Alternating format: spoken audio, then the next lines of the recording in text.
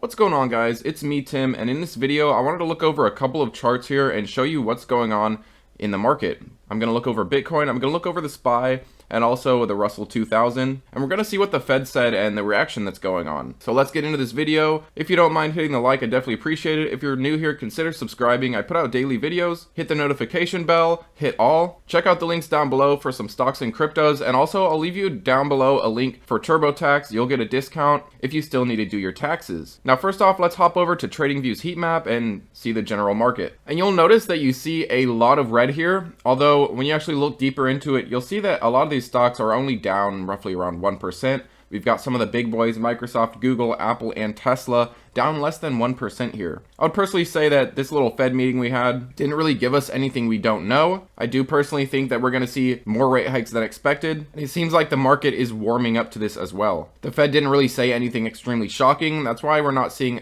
a really red day, although it is a little red generally across the board. And I'll leave this article down below for you, but I wanted to just go over some main points here. And Jerome Powell did say that interest rates are likely to head higher than central bank policymakers had expected. I personally think the market already expects this as well. It doesn't mean we can't pull back as we get the actual rate hike news on the Fed meeting coming up here towards the end of March. And of course, another date you have to look out for is PCI coming out. This is going to be next week as of this upload, and we've been seeing strong economic data. Unemployment is very low, and the Fed doesn't want that. The Fed wants people to lose their jobs. Now, in their December estimate, officials pegged the terminal rate at 5.1%. However, following Powell's remarks, the market is pricing around 5.5 to 5.75%. And this article also mentions PCE, and I wanted to show you that really quick, and then we'll get back to this article. Then we'll look over some charts. And I did mention this to you guys a while back here that PCE has actually been coming back up. We have been seeing a decline until our January data came in. December was 5.3, whereas January was 5.4. It seemed until that point we were on a downward trajectory, and January seemed to stifle that momentum. We're gonna have to definitely wait until the actual Fed meeting, and Jerome Powell really didn't say a whole lot on this speech. Now the market is starting to expect a half-point increase, or 50 basis points. The last few rate hikes, we've been seeing 25 basis points or 0.25%, and it's very likely that we are going to see these 50 basis point hikes. And I can personally see them going towards a 6% terminal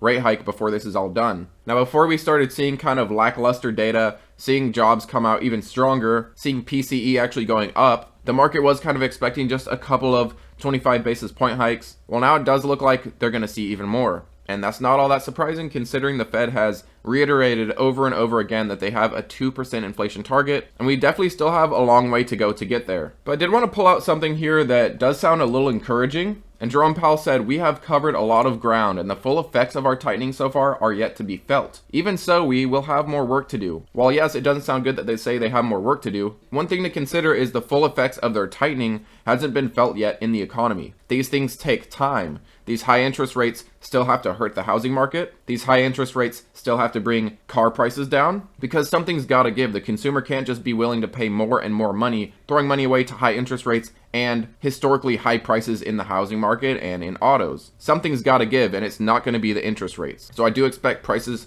to be coming down here, and that will be a positive thing to see in terms of the Fed. And I also wanted to go over this here. Elizabeth Warren was pushing back on the Fed here, saying that the Fed's inflation goals will put 2 million people out of jobs. And Powell said to her, "We're taking the only measures we have to bring inflation down. Will working people be better off if we just walk away from our jobs if inflation remains at 5-6%? Put that in your pipe and smoke it, Pocahontas."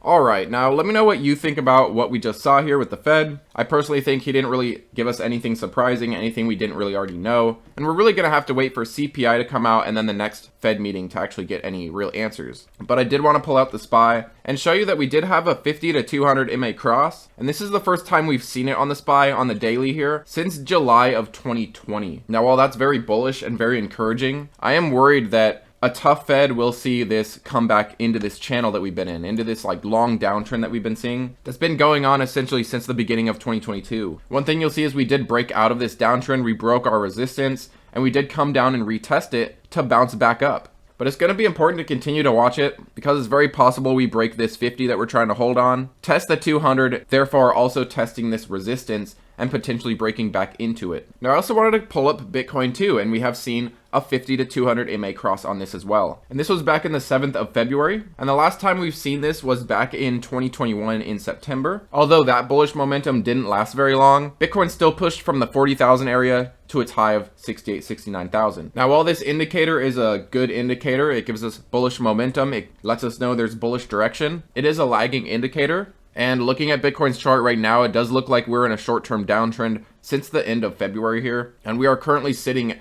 at a pretty important support level, I'd say. This roughly 22,300. If we do break this, next stop is going to be roughly 21,500.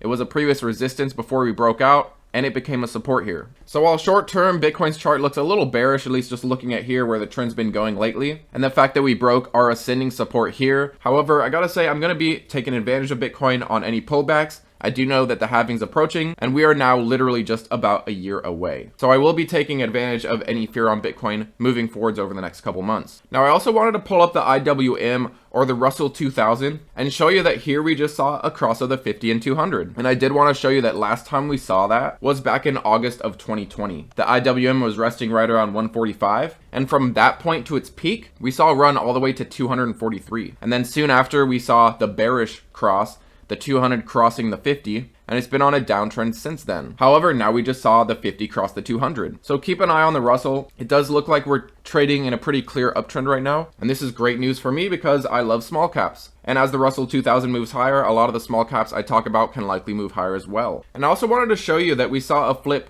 the 50, 100, and 200 EMAs, and this just happened very recently, the end of February. And this is actually the first time we've seen a bullish cross since 2020. But how do you guys feel about how the market's going lately? We've definitely got some bullish indicators on these charts. However, the Fed can definitely stifle any of that bullish momentum if we do get more rates than expected, if we do get a 50 or 75 basis point hike. But things are definitely encouraging when you're looking at a chart perspective. But thanks as always for watching, guys, and I'll see you later.